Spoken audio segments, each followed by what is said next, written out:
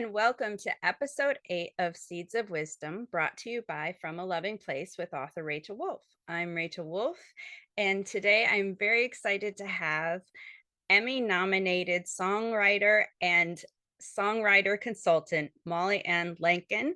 Molly was gracious enough to send me a copy of her book, Insider Secrets to Hit Songwriting in the Digital Age. And I couldn't even get past the introduction when I read this line, which resonated in my soul.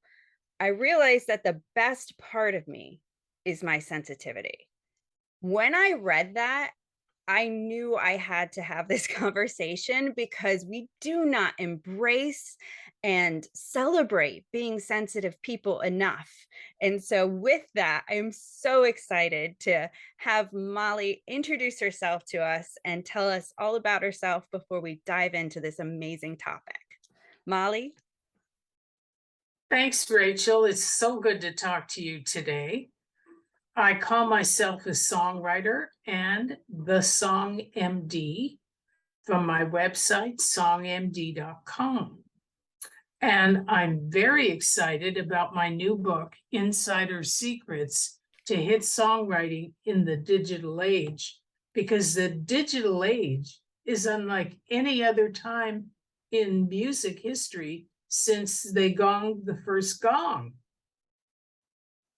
I always wanted to be a songwriter. I did everything wrong at first. And fortunately, I found a mentor. And since there aren't any mentors out there anymore, I become the mentor and have done so for dozens of Grammy-winning songwriters, lyricists, and singer-songwriters. And at my website, songmd.com, I review your material in terms of how it's going to fit into the marketplace and where.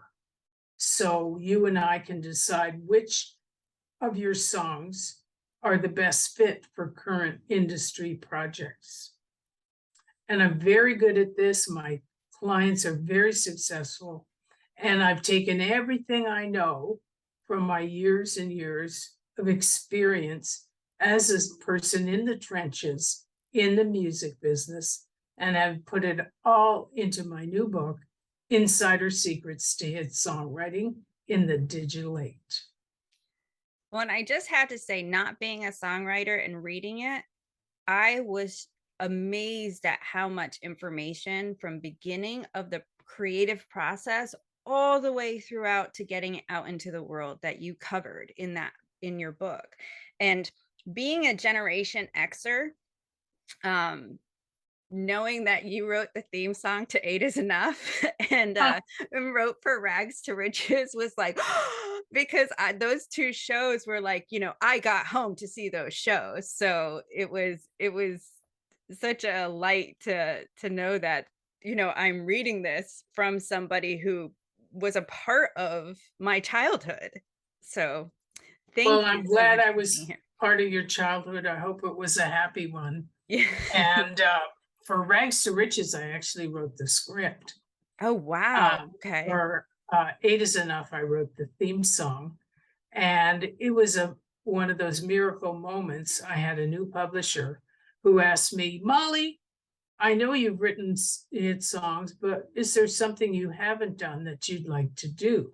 And I said, yes, I'd like to write for TV, songs for TV and movies. And I'm telling you, the next day, he called me into his office and said they need a new theme for this TV show. We drove over to, I guess, Lorimar. Uh-huh. They played us an episode. We wrote the song, and I'm telling you, the next week, it was on TV, on ABC. Now, things like that don't happen, but they happen to me.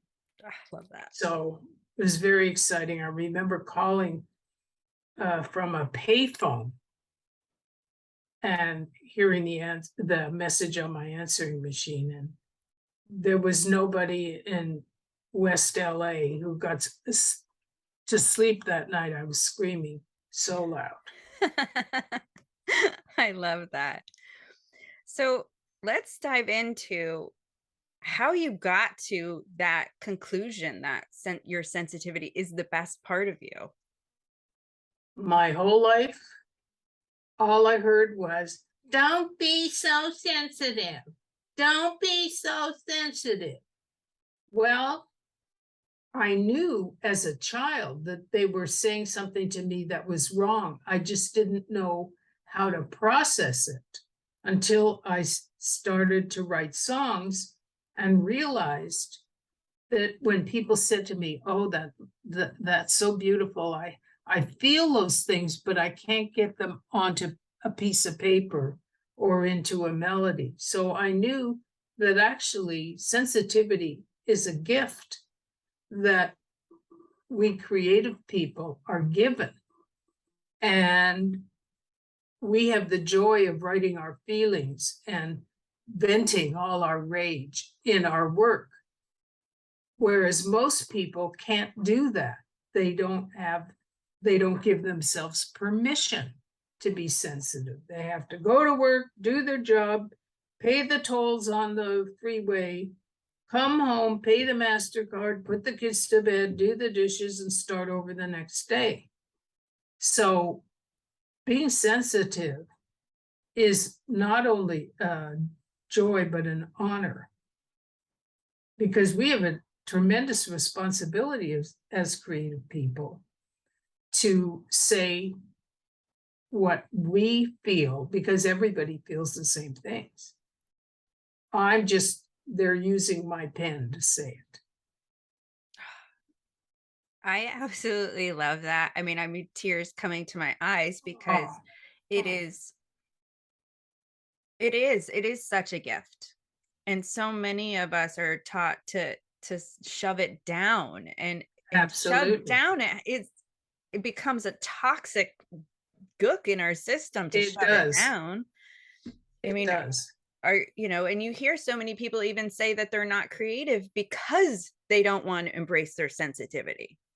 They don't want to go there because it leaves them powerless. Yeah. As songwriters, as creative people, we're missing the top layer of our skin. So our nerve endings are sticking right out. And I always wear a long sleeve t-shirt. Uh-huh. Maybe that's why.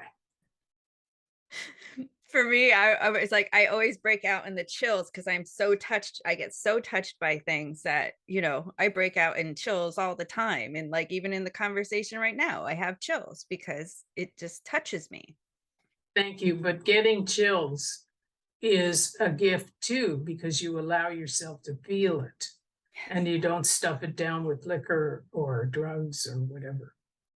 So I, good for you, and thank you for being a good audience for what I do.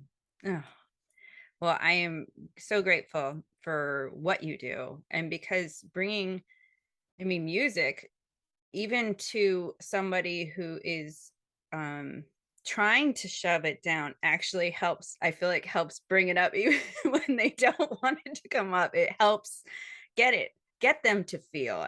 Because and I think of creative people like you who come up with all of it that actually touch those emotional chords. It's Well, amazing. in my practice as a consultant to songwriters, people say to me, I've never done this before. I've never showed my songs to anybody before. I've never written a song before. And they're so terrified. And I have a very gentle practice. I know how sensitive my clients are, and I want to make them feel comfortable. And when they get what I'm saying to them, move this up, take this out, say this twice, then they're just ecstatic when our consultation is over, because I validated what they were attempting to say and what they said. And we also look for the people on the charts right now who'd be the best candidates for what they do. uh Very wise. So in your book, you actually talk about writing your fingerprint.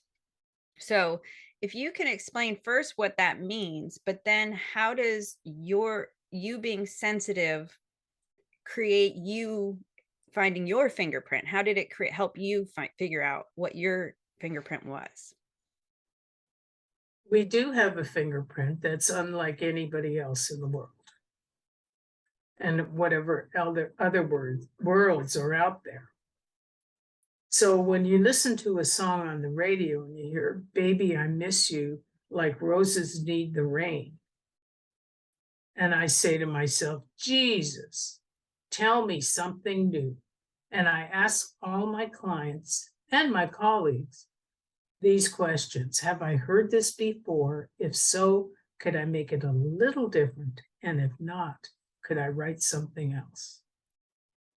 Tell me what only you can tell me, because nobody but you is you. And that's what the music world is looking for. They're not looking for recycled, baby, I need you, baby, I want you, come on. So tell me what you feel that is exactly what you feel instead of what someone else has already said, because we should send the royalty check to him. See what I mean? Yes, I And do. since we're all unique, then what you say, Rachel, and what I say are different Mhm. because we experience them differently. And it's easy once you get it. How else would I say this? Like I'm getting to know my new dishwasher. And believe me, it's a struggle. If it was a guy, I'd leave him, but this dishwasher is sitting in my kitchen. And every 3 loads, I have to do it all over again. And the things I say to that dishwasher, they'd put me away talking to the dishwasher. But that's me. I do talk to the dishwasher. Mhm. I have to talk to the dishwasher. Otherwise, there are dirty dishes. Now, short of getting paper plates, which I don't want to do to mess up the environment, the dishwasher and I have to get along. The dishwasher isn't doing much. I seem to be doing all the flexibility exercises. So, how has you finding your unique fingerprint helped you have your long and successful career? Because they know when they hire me, they're getting a Molly song. They're not getting a recycled song. And that I have a signature of sensitivity and romance and mellifluousness in terms of the melody that they can't find anywhere else. Do you Is it easy for you to tap into your emotions? Yes, they're out all the time. Like this morning, my newspaper didn't arrive, so I had to call the LA Times, whatever number that is, and ask the gentleman on the other end to please deliver my newspaper. And it took all my strength not to scream at him. However, he's just a guy sitting in a phone bank in Manila. What does he have to do with my newspaper? Nothing. So I was really polite, and that was a big win for me because first thing in the morning, all I want is my coffee and my newspaper. Let me do the crossword, and then I'm ready for the day. Without that 3-step process, God only knows who you're going to get. Do you have any, like, if someone who comes to you to tap, like they're trying to, their song isn't tapping deep enough into their emotions, they're not tapping down enough, do you have any advice you give to them to be able to embrace those feelings, Well, embrace that sensitivity? I just work with them and ask them, how else could you say that? What else are you thinking about? Sometimes I even find the words for them. Mhm. And I don't take a co-credit. They pay me a consulting fee and it's their song. So I'm able to get through. I've been doing this a long time. And I'm very happy to say that they're happy when our consultation is over. Yeah. Is there anything else you'd like to say about your experience through embracing your sensitivity before we end our conversation? Well, insider secrets to hit songwriting in the digital age is something that came from my gut. It wasn't just a commercial venture. And there were places in the book where, when I wrote them, I was actually crying. So all arts require, well, I shouldn't say require, to practice all arts, we have the gift to go deeper and say what's in our hearts that's in other people's hearts, but they don't have the vocabulary, they don't have the musicianship to tap into it. So as songwriters and as writers and as creative people in general, our job is to be what I call travel agents and take people out of their 9 to 5 and take them on an emotional adventure. And most of us live on a scale of 1 to 10. We live around 5 or 6. Nothing really terrible happens. Nothing really wonderful happens. We're just a nice 5 or 6.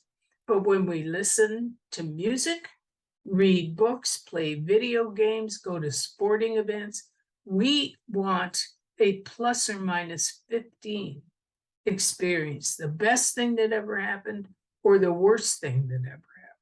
And it's our job as creative people to present our audiences with that experience. So before we go, because I just love what you said, and it reminded me of another quote from the introduction. It says, I feel confident in saying that a creative person who isn't creating can become physically and mentally ill. Totally true. And that's another one Totally that true. gave me chills because and so many of us are creative without knowing it. Salespeople are creative because they have to come up with ways to design the sale. We're creative in art, we're creative in how we organize our rooms, we're creative. And it's when we don't embrace that creative part of us, it makes us physically and mentally sick. Well, And I ask all my clients to write down, to keep a notebook and a pen. Never mind the digital world in this case. Write it down with a pen because files can disappear. Tell me what you're feeling. Just scribble it down. I'm so furious. I could blah, blah, blah, and just write it all down. Get it out of you. And that's a great release. And it purges your soul of the darkness. And when you're happy, I just saw my first rosebud open. Even though we're having a drought, there was this little pink rose peeking over the wall this morning when I went out to get my paper. Now that's something most people wouldn't notice. I noticed. Well, and it's just even in reading your book, you mentioned in your book you're appreciating your jacaranda tree, and I was telling you, it's like I had a jacaranda tree until Hurricane Ian took it down, and I would appreciate it every day, and just embracing being present with the tree here and now. When I was there, it was such a joy to me. So when it fell, I mean, Well, I that's grieved like it. it was a death. Yeah. Yeah. Definitely a death. And I had jacaranda trees. Yeah. And I've never seen, I come from Canada. We had maple trees and oak trees and elm trees, period. Mm-hmm. I didn't even know there was such a thing. And the petals, I wrote a poem about my jacaranda tree and telling the gardener never to rake up the little petals when they fell on the ground. Just leave them there. And I did yoga using the petals as a mat. Oh, So that tree has to come from the most miraculous part of God's creativity, don't you think? I And I want agree. you, as I said in my email this morning, I want you to plant another one, another jacaranda tree for yourself. Yeah. Yeah. Promise me you'll do that? I will do my best. I don't have charge of what gets planted here, but I can try to fight for it. Okay, just do it. Yeah. What are they gonna do to you? Just do it. Well, thank you so much, Molly, for coming on today. I have loved this conversation. Uh, got chills throughout, so that always makes me happy. I hope anybody who's listening knows that if you're listening to this and seeing this, it's because you're meant to be here. Have a great day, and thank you again for coming. Right, well, Rachel. Make sure to follow the links that accompany this episode. You will learn a lot more about today's guest and see what they have going on now. You will also get all the links to follow them on their journeys if this seed resonates with you. If you like what you heard, remember to like, follow, and subscribe to FromALovingPlace.com and all its platforms. Remember to come back next week for another Seed of Wisdom.